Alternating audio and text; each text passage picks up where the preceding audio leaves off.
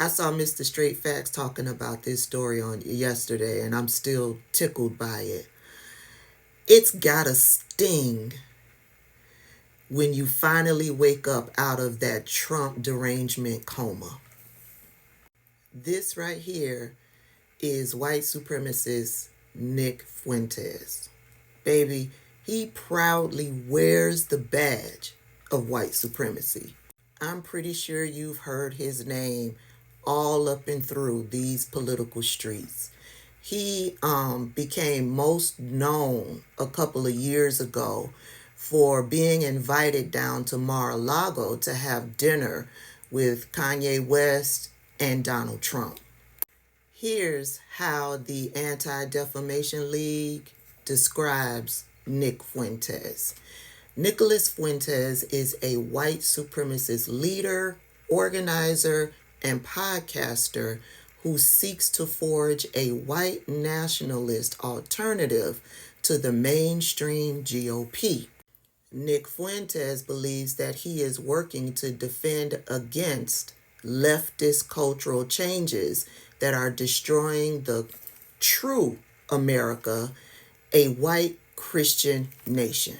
Nick Fuentes has used his platforms to make numerous anti-Semitic and racist comments.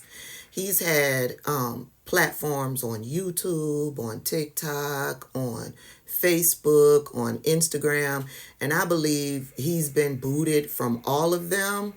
So he created his own social media platform where he can go over and make all of his video content, and he made it so other extreme white supremacists who are also racists can go over and do the same. The Anti-Defamation League goes on to say that Nick Fuentes has branded himself the most canceled man in America in the face of backlash for promoting election fraud narratives, encouraging his adherents to participate in the 2021 nationwide Stop the Steal protest and attending the January 6, 2021 insurrection at the Capitol. Nick Fuentes has been embraced and praised by far right-wing and mainstream conservatives, providing him a larger platform for elevating the America First movement. Nick Fuentes has said some abhorrent things about black people, the black community, and the Jewish community and Jewish people. This man is abhorrent, and he has a huge following. That video that I did a couple videos ago about how Russia was paying these right-wing extremist commentators, I wonder how much money he got. Anywho, the other day during an interview with a podcaster, Donald Trump said this. You'll do in the debate coming up in a few days. So I've done a lot of debating, only as a politician. I never debated. My first debate was the Rosie O'Donnell debate, right? The famous Rosie O'Donnell debate, the answer.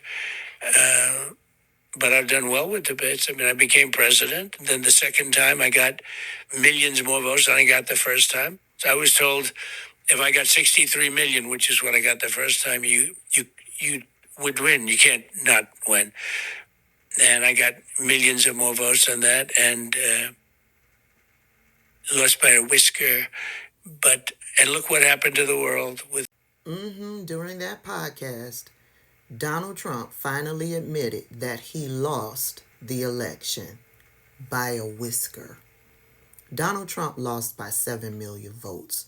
It was a blowout. But that statement, lost by a whisker, it was enough to wake Nick Fuentes out of his Trump derangement coma. And yeah, he didn't take that very well. It's just because it's bullshit. They sold out. They sold out everything that MAGA represented at one point, and everything that it was is no longer. It's just really sad. And the 2020 comment, it's like, wow, that's how pathetic it's gotten. He's admitting, he says, oh, I lost by a whisker. So what was the point? Like, what's the point of any of it? You lost in 2020? Seriously? I mean, what are we even doing anymore? Then you're a loser. Then you're a loser. You just lost. Then you lost to Joe Biden. You deserve to be charged. If he admits that he lost, then that actually vindicates the the DOJ charge against him. Because the charge is that he knew he lost, but he lied to defraud the people. That's the DOJ's charge. So why did we do Stop the Steal? Why did anyone go to January 6th? Why is anyone sitting in jail? Why did anything bad happen to anybody? Why did everyone get censored? Why is everything bad that has happened to the people that are involved, why did that need to happen if you're just going to walk it all back and say, oh, I lost? Well, it would have been good to know that before 1,600 people got charged. It would have been Y'all good to know knew that that. before I had all my money frozen, put on a no-fly list, banned from everything, lost all banking and payment processing. Would have been good to know that before I, in 2017, dedicated my life to this as an 18-year-old in college. Just feels like a big ripoff. And don't get me wrong, I'm an adult. It's not whining. I'm not complaining about it. I'm saying you can't say those things for that reason.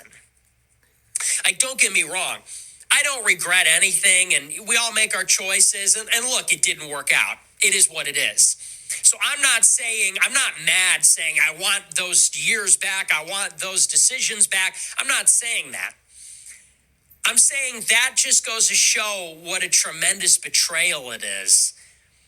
It's just such a callous indifference to the sacrifices that his supporters made on his behalf.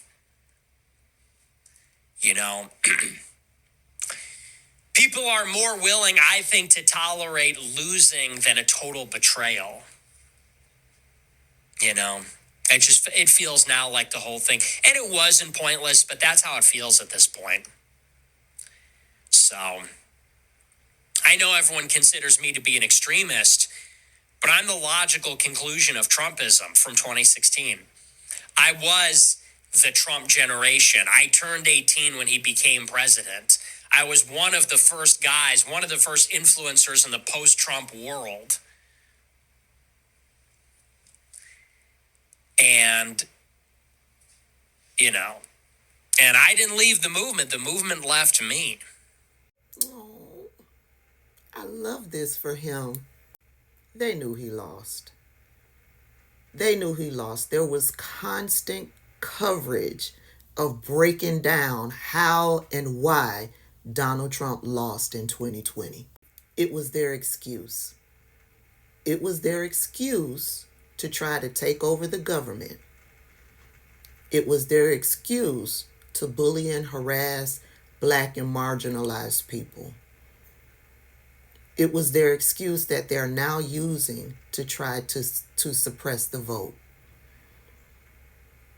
Yeah, waking up out of that Trump derangement induced coma, that's gotta sting. However, for as hurt as he sounds in that video, I agree with Mr. Straight Facts. He's not done. This is an abusive type relationship. Just like Kyle Rittenhouse went back to MAGA. Yeah, somebody from the higher up in the MAGA chain will give a call to Nick Fuentes and he'll go back for more mental abuse. He'll deal with the lies. Yeah, he's not done yet.